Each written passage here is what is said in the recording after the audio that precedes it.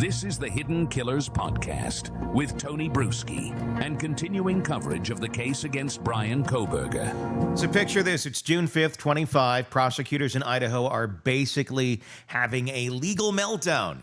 They've just filed what I can only describe as the judicial equivalent of, are you effing kidding me right now? Bryan Kohberger's defense team wants to delay his murder trial again. The reason this time? Wait for it. A Dateline episode and a James Patterson book. I'm not making this stuff up. After 2.5 years of preparing to try a man allegedly responsible for one of the most horrific crimes in recent memory, the defense is clutching their pearls over some true crime content that really doesn't matter if it's been out there. Some's been released, some has not. The book, not out yet. But just in case, Bryan better have a little cushion before he steps into that courtroom. You know, it's Bryan. Let me back up, because if you are not familiar with this case, you need to understand why the latest move is making prosecutors lose their minds. November 13th of 2022, 4 University of Idaho students are murdered in their off-campus home. Kaylee Goncalves, Madison Mogen, Xana Kernodle, and Ethan Chapin. Young people with their whole lives ahead of them, killed in what police described as a targeted attack. The surviving roommate, Dylan Mortensen, allegedly sees a masked man leaving the house that night. She's the only eyewitness.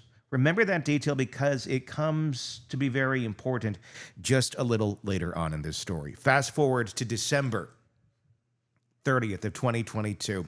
Police arrest Bryan Kohberger, a PhD student in criminology at Washington State University, just a few miles away from Moscow, Idaho. The evidence against him, according to prosecutors, is overwhelming.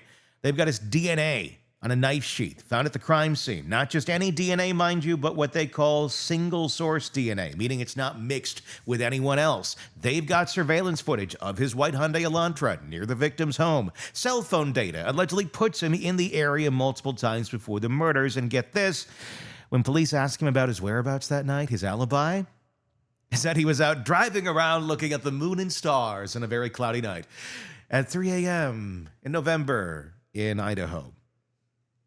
Now, here's where it gets interesting, and by interesting, I mean infuriating. If you're the prosecution, since his arrest, Kohberger's defense team has been playing what I like to call the legal delay bingo. Get your card out, and you just see where, ooh, postage stamp. I won an orange at the old folks' home. So I used to play bingo, kids. I would beat the hell out of those 80-year-olds, let me tell you. And I would take their dimes, their little debbies, and anything that wasn't nailed down to the ground. I walked out of there like a baller, waving at those old folks in their chairs, going, ha, ha, ha, ha, I'm going to walk out of here while you roll. Okay, I'm kidding. I really enjoyed hanging out with the old folks when I was younger. And it was fun. It was my great-grandma. And we played bingo. And I enjoyed it. And I enjoyed winning my dime or my little Debbie or whatever they were giving away that day. Happy memories. Not like this story, though. In October of 2023, they waived his right to a speedy trial. Check. Then they successfully get the trial moved 300 miles away to Moscow from Moscow to Boise. Check. They file motion after motion after motion trying to suppress evidence. The DNA evidence, they want it thrown out. The cell phone data, it's inadmissible, they say. The surveillance footage, problems there too, apparently. Well, Judge Stephen Himpler denies every single one of those motions, but that doesn't stop them from trying. The defense team, led by attorney Ann Taylor, has assembled what sounds like a small army. 3 trial attorneys, 2 investigators, and more than a dozen experts. They've submitted 2,100 pages of what they call mitigation materials. They've identified 132 exhibits and 55 potential witnesses just for the penalty phase. Over 1,000 exhibits and nearly 200 witnesses for the actual trial. 5 mental health professionals have done what prosecutors describe as a deep dive into Kohberger's background, and yet somehow they need a little more time. Here's what really gets me about this latest delay request. The defense is arguing that the media coverage, specifically the Dateline episode and the upcoming Patterson book, will taint the jury pool. But there's been a gag order in place since 23. Nobody involved in the case is supposed to talk to the media. So they're mad about what came out on Dateline. That potential jurors might watch that. And it rehashes publicity available elsewhere for the last 3 years. And someone might read a book about a murder case. That's never happened before. They're trying to treat this like it's 1985, and it's not. It's 2025. And things have changed. The way people absorb information has changed. And you know what? You're not going to get around that with any sort of order or delay. The longer you wait, the more people are going to see. In the age of Netflix and true crime podcasts, good luck finding 12 people who haven't heard about this case. And that's just kind of the way it is. Trust me, there's plenty of people who don't touch true crime. You will find them. Trials go on all over the place, all the time. You'll figure it out. Prosecutor Bill Thompson is having none of it. In his June 5th filing, he basically tells the judge that delaying the trial will only create more opportunities for pretrial publicity, not fewer. Yes, common sense. I like trying to stop people from talking about something by giving them more time to talk about it. The logic doesn't track. Thompson points out that the state has processed 95% of their evidence. They've turned over 51 terabytes of digital evidence to the defense. 51 terabytes. You know how much data that is? It's like, actually, I can't even come up with a comparison that makes sense. It's an insane amount of information. But here's the kicker. The defense claims they're not ready because they haven't received all the expert reports from the prosecution. The prosecution says they've disclosed 25 expert witnesses and provided everything required under court orders. It's the classic he said, she said expert in the case. It's more like, we gave you everything versus we need to investigate our client's entire life history before we can go to trial. Let's talk about that for a second. The defense wants to conduct what prosecutors call a scorch-the-earth life history investigation. They apparently want to examine every moment of Bryan Kohberger's existence to prepare for trial. Look, I get it. It's a death penalty case. The stakes couldn't be higher. But at what point does thorough preparation cross into just basically delay tactics? When you've had 2.5 years, when you got a team of attorneys and experts, when you've already compiled thousands of pages of materials, the prosecution brings up something that should make everyone pause. The victims' families have constitutional rights too. Under Idaho's Victims' Rights Amendment, they have a right to a timely disposition of the case.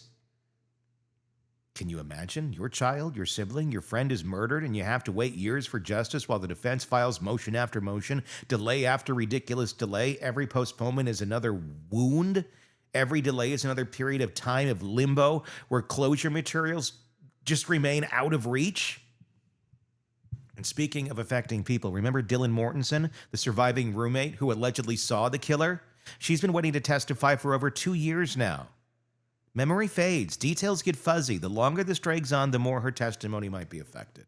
Former FBI agent Mike Gilman pointed this out, saying the defense has been able to stall it over and over again.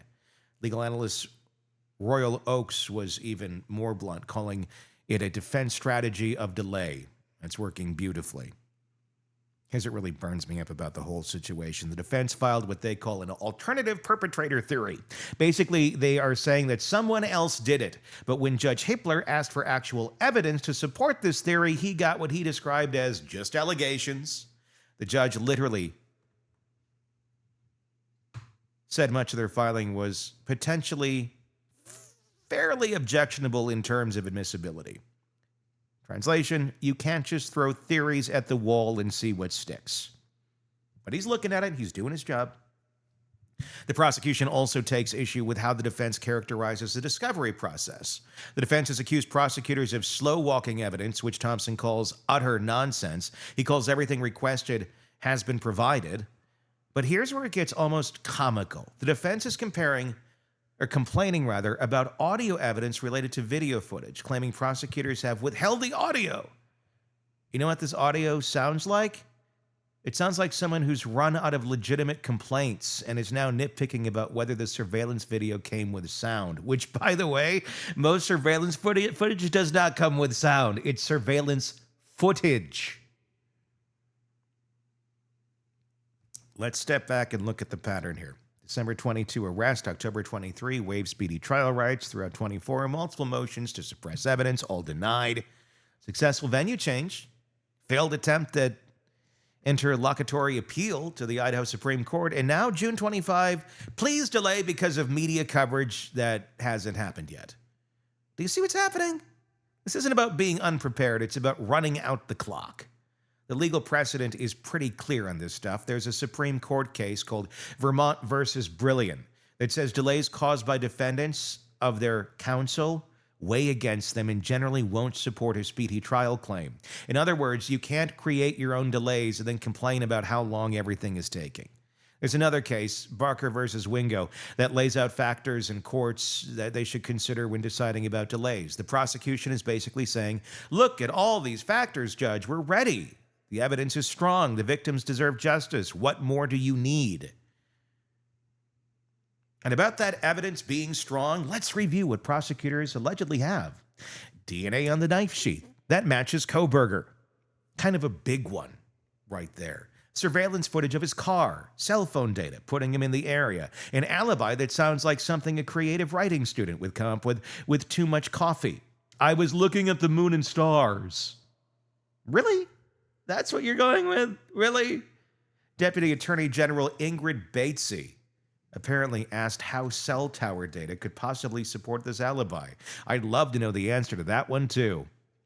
The defense has had every opportunity to prepare. They've got resources that most defendants could only dream of. Multiple attorneys, investigators, experts. They've been given tons of terabytes of evidence. They've had 2.5 years.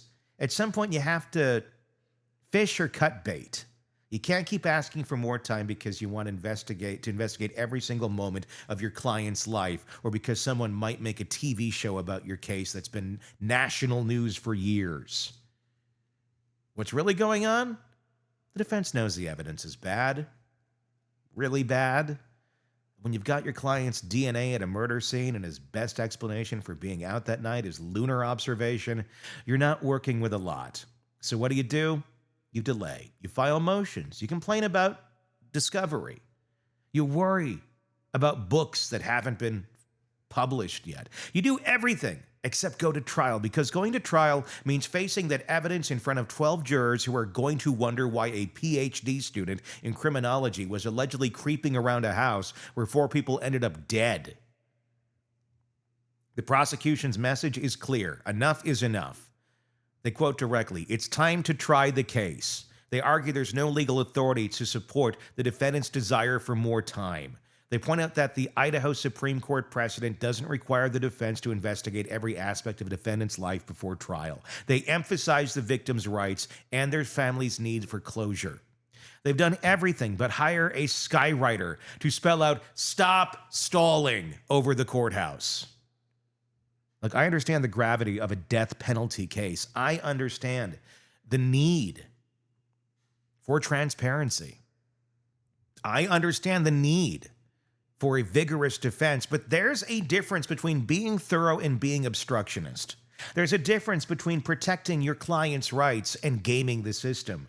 After 2.5 years with mountains of evidence disclosed, teams of lawyers and experts at their disposal, and multiple failed attempts to suppress evidence, the defense's latest delay tactic based on hypothetical media coverage feels less like legitimate legal strategy and more like desperation. Judge Hippler has a decision to make. Does he grant yet another delay in a case that's already been postponed from June to August of 25? Does he tell the victims' families they have to wait even longer for their day in court? Does he let concerns about a TV show override the constitutional right to a timely trial? Or does he finally say what prosecutors are begging him to say? It's time. The oral arguments are set for June 18th of 2025. That's when we'll find out if this legal merry-go-round keeps spinning or if someone finally hits the stop button. Because at some point, justice delayed really does become justice denied. And in a case where 4 young people allegedly lost their lives in the most horrific way imaginable, haven't we delayed long enough? The moon and the stars will still be there after the trial. Bryan Kohberger should probably start preparing to explain why he was allegedly looking at them on a night 4 students died. Give me your thoughts in the comments. What do you think of this case? Where it's going, where we're at right now? Should it be delayed? It is a death penalty case. Or have they had enough time and Ann Taylor's going to request to delay this basically until everyone's dead? Into eternity. Or is it time to get this show on the road and see what we got or what we don't got? Tell me in the comments section. Hit subscribe wherever you're listening to the podcast. If you want to interact on YouTube, just search for us, Hidden Killers with Tony Bruschi. You can follow me on Twitter as well, at Tony, TonyB Pod. All right, there you go. I'm Tony Bruschi. Thank you guys for watching. We will talk again real soon. Want to stay on top of the latest true crime cases? Press subscribe now and never miss a breaking update from the Hidden Killers podcast and True Crime Today.